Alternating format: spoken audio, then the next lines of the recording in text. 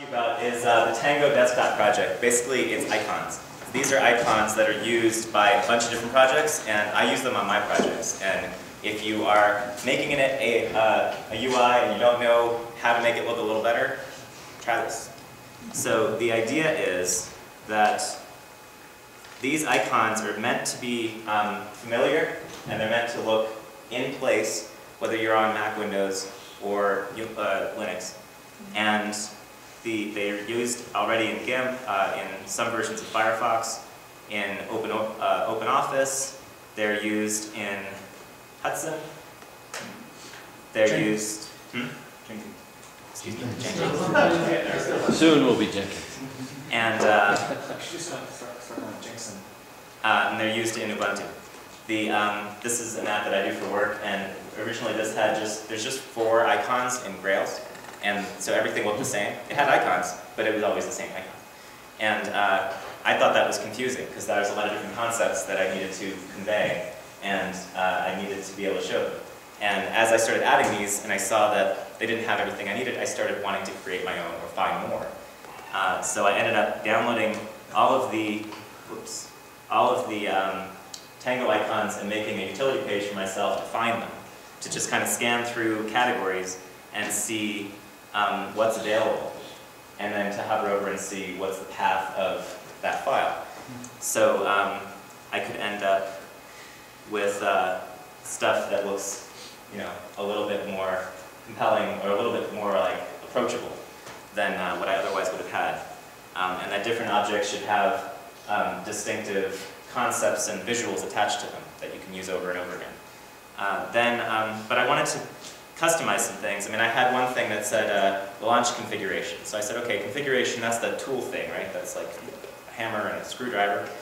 And I showed that to Carl, and he said, no, it's a launch configuration. It's supposed to be a rocket ship. And I said, there's no rocket ship, but I'll Google it. And I found that rocket ship, but it was the wrong size.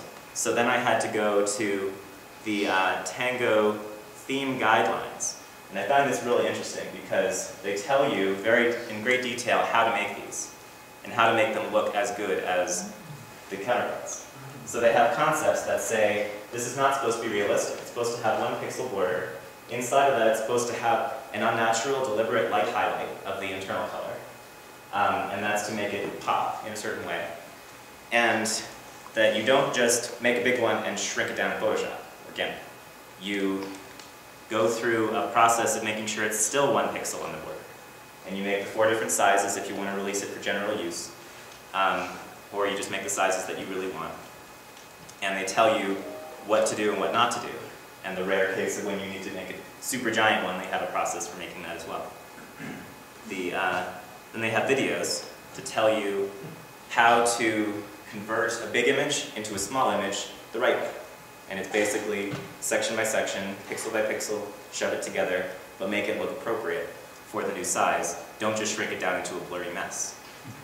And you can sort of see that when you go through different versions of them, when you try to shove them smaller and smaller, you have to get clever with how you use your pixels.